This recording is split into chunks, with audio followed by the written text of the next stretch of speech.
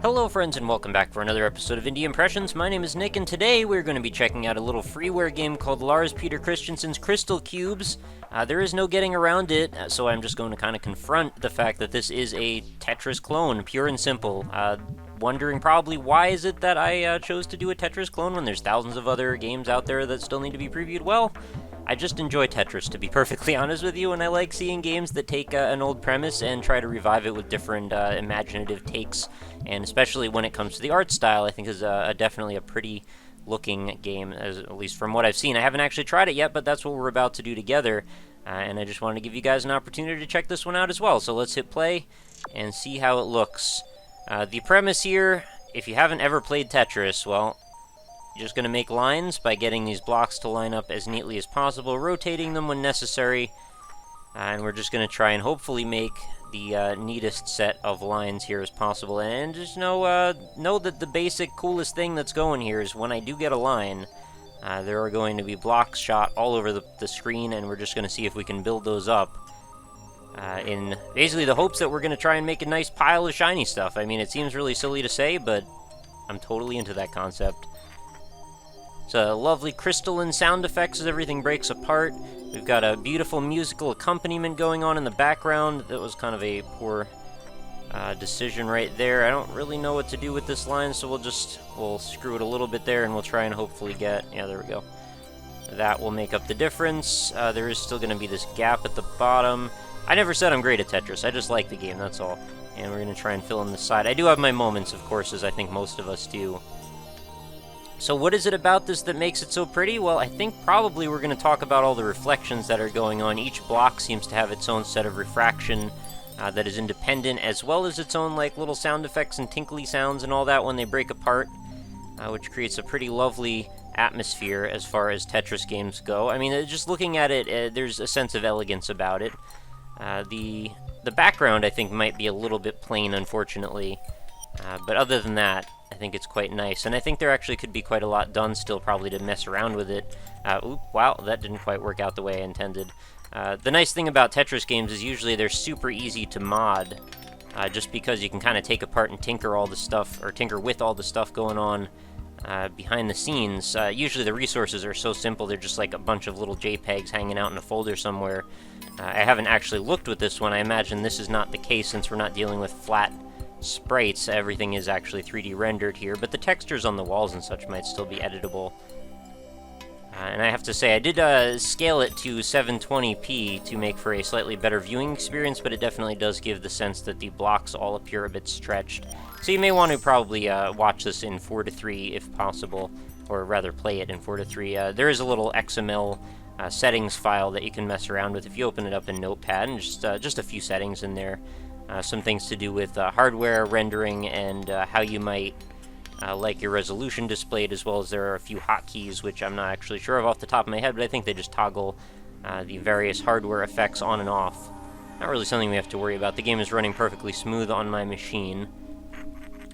And, you know, I have an okay machine, but it's definitely not absolutely insane or anything, so I think most people who are playing on a computer that is designed specifically with gaming in mind will have zero problems. Not that mine wasn't, but it's like designed with gaming in mind 3 years ago. Yeah, this is not really the most tasking thing, but at the same time, dealing with lots of reflections playing off of each other can definitely add up in the hardware department. But yeah, this isn't exactly like the Crisis of Tetris, although I would love to see the Crisis of Tetris, and if anyone would like to make the Crisis of Tetris, feel free to link it to me, because I would probably play it. I have actually done one other Tetris episode in the past history of the show, which was not Tetris. If you remember that episode, if you might have been around for those days. It was a long while ago, actually.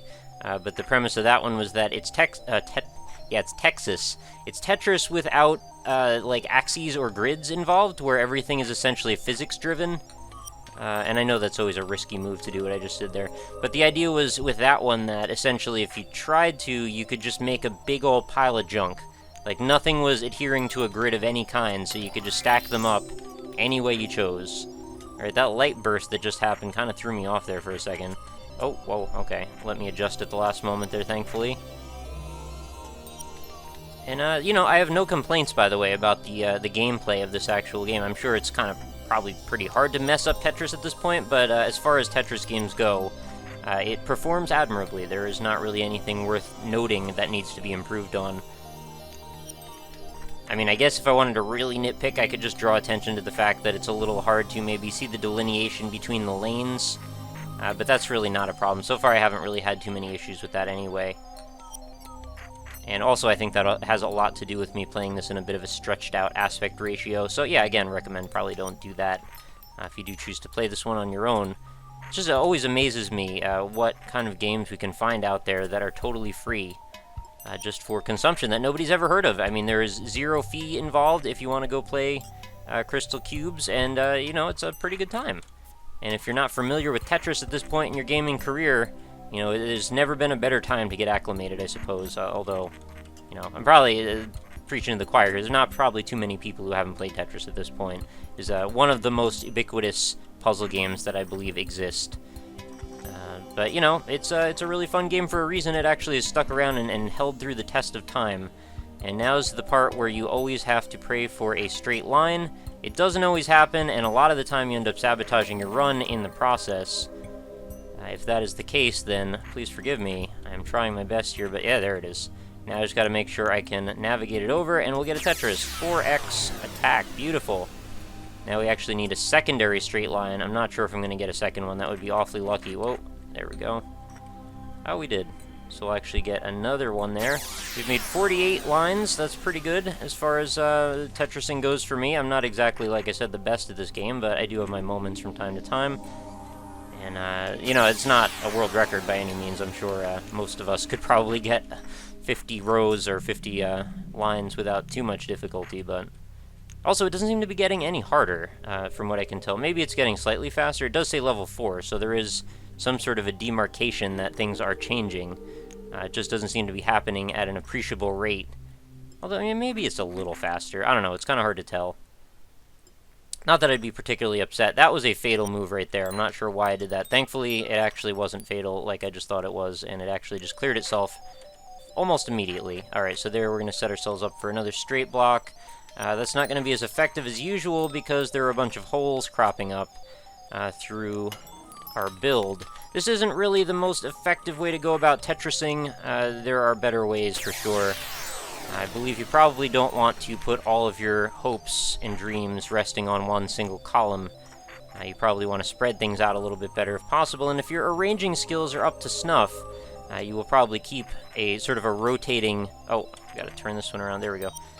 Like a rotating group of areas where you want to focus on at any given moment, and occasionally, you know, that happens where you just sort of throw a block away to leave a gap. You probably don't want to do that. I'm not exactly, you know, strategy master in this respect either. But with, you know, the more times you play the game, the more experience you gain, the better you get at making snap decisions. That is where the real gameplay comes in as you get further in. Like, I need to explain Tetris to you guys for real. But as you get further in, you know, it obviously is going to get a lot harder. You're going to have to be thinking a lot faster. It ends up being like a super hardcore version of Family Feud. There we go, I said it.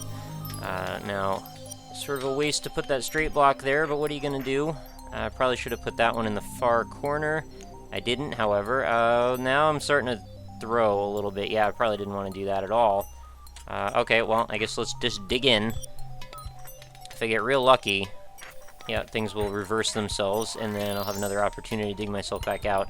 I'm a little disappointed that I can't see the piles of cubes building up the way I thought I was going to. I guess I could rotate the camera. I'm told that's an option. But rotating the camera is not really easy when you're trying to play Tetris, so you really do want it to be stationary most of the time, and now I'm going to just start messing up. Yeah, okay, well this certainly does make things difficult, because it also reverses the controls. You know, I was having a pretty good run here, but I guess let's just see what happens when I turn things around. Yeah, so if you noticed, the blocks have all just sort of gone off into the distance, which is a little silly. Let's, can we turn this back around again? Yeah, no, we can't. Anyway, you know, short episode. There's me. But I did just want to show off this Crystal Cubes game. I thought it was a pretty cool premise. I'm not really sure how much spinning the camera around is really going to do to help us or, you know, do anything really effective, but it's kind of a cool thing anyway that you can do it. Definitely would make a pretty screensaver. I know I say it all the time. But even if you didn't want to play Tetris and make a screensaver, just take these freaking blocks and just drop them down in arbitrary time increments and just let them stack up over time. Maybe add a wobbly sort of shader-filled background and let all the reflections and refractions happen in real time, dynamic lighting and all that. I don't know. It could be kind of cool. That's just me, though. I get interested in looking at silly things like that. I'm always on, like, this silly hunt to find the coolest screensaver, even though I don't even use a screensaver at this point. I just let my monitors go black. I used to be pretty into that stuff, but I guess, you know, time has proven that I'd rather not be tasking my computer for no apparent reason. You know, especially since I use it so often anyway. Just give it a rest, I suppose. But that's a pretty tangential thing to go out on. So again, Crystal Cubes, if you want to go grab it, link's going to be right in the description. It is totally free, as well as if you want to check through the description, all my social media links will be there too. Feel free to let me know what your high scores are. If you have any opinions or comments about this game, feel free to let me know in the comments below. Of course, any support that you want to leave is definitely welcomed. If you want to share this with a friend, or if you want to leave a like to show your support, that is entirely up to you, but I definitely do appreciate it. And as always, feel free to check out my website, which is indie-impressions.com, for over 450 more games with videos accompanying them, which are all neatly sorted and categorized for you to peruse through at your own leisure. So have a good time, and I hope you enjoy it, and I hope you'll come back again tomorrow, because I do a new episode every single day. Indie Impressions, the show that never quits, where we look at endless amounts of awesome, original, unique, and beautiful indie games.